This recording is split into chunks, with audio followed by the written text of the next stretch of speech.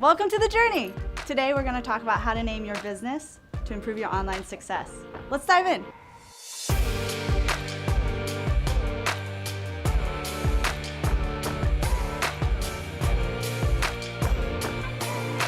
Hey, I'm Emma, your GoDaddy guide, and I head up our local outreach over at GoDaddy Social, so very cool gig. But today I'm excited to be joined with my friend over at GoDaddy, Justin Neely. Hey, what's up? Thanks for having me. Super excited to be on here.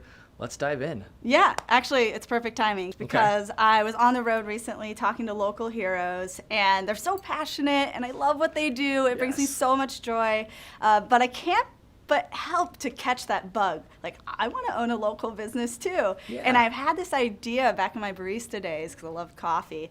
It's like, okay, coffee's cool. I'm going to open up a coffee shop, but how am I going to make this unique? There's a lot There's a lot of coffee, yeah.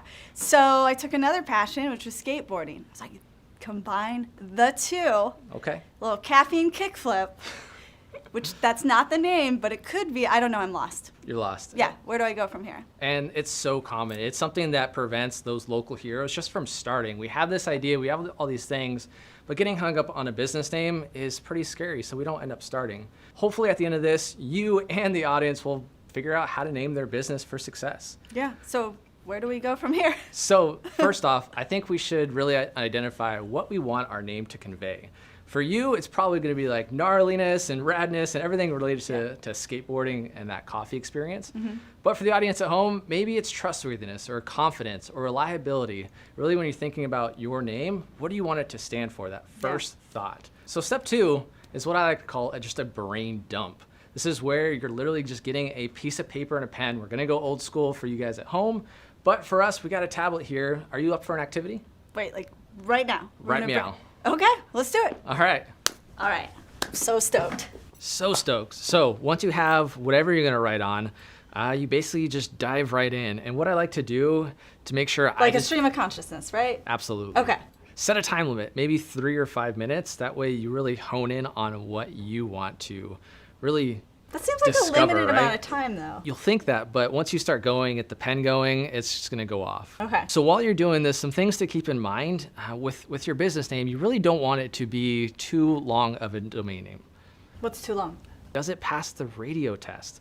So if I gave you a 10-second ad spot on the radio, could you convey it to an audience where they can remember it just right off the bat? Short and sweet. Short and sweet, to the point. Yes. And that translates to talking to a friend or talking to someone on the street. You tell them that name, and hopefully they'll remember it. Like caffeine and kickflips is potentially something that could be that catchy. You like that? I kind of like it. Oh, it's just getting started. So when figuring out this name and going through that brain dump, if you will, you want to make sure that you don't limit your business name. And what I mean by this is, say I do pool cleaning services right now. Maybe I don't always want to do that pool cleaning service. Maybe I want to expand to landscaping or whatever that looks like.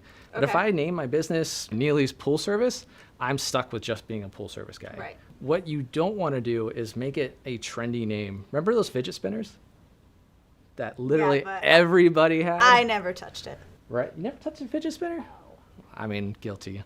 But it was a fad, right? They came and went. I knew a couple of people that started a business around fidget spinners, and now they're lucky to send 10 a month. So stay away from those trends. But coffee is like here to stay. It's not going anywhere. Absolutely. So another thing to keep in mind too, maybe this could be considered a cool acronym, right? Like you have kickflips and coffee here. That could be K&C, right? Ooh, that might be pretty rad. Yeah, keep it clean. Keep it clean. I can already picture simple. The hats and the t-shirts. Right, just super fresh. Oh, now I'm thinking what font too. Baby steps. We're just not naming it. You're trying to go out there. How much time we got? Stay away from either obscure words that are hard to pronounce or hard to spell, or just terrible spelling. Like coffee, you could probably do coffee with a K, but it's going to be hard to remember, right? I've seen that. Especially if you want to do coffee and kickflips, it's pretty tempting to have just K there. Oh, that's true.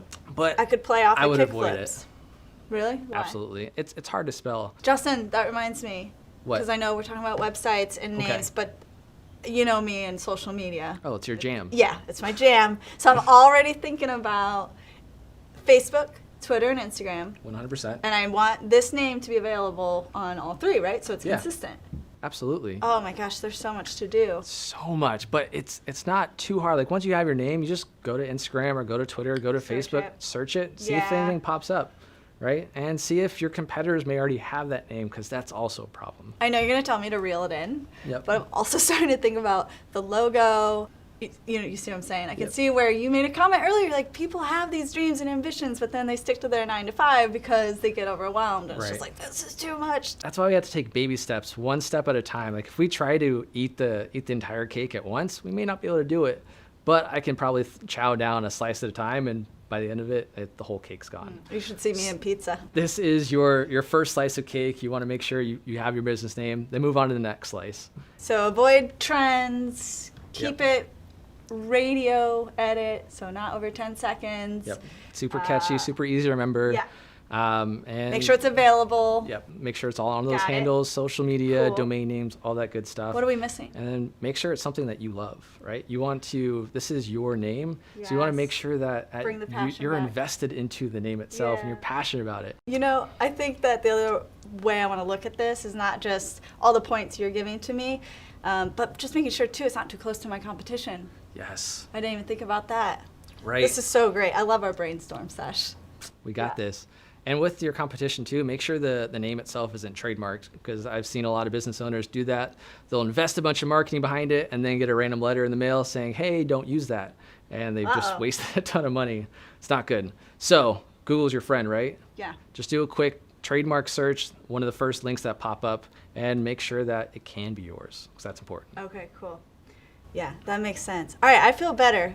Thank you all for joining. This is Emma over at GoDaddy. Be sure to subscribe to our channel so you're not the last to know and you see our future videos. My business name. I think that's it. It's the winner, right? Want to tell the audience? No way. No. Stay tuned.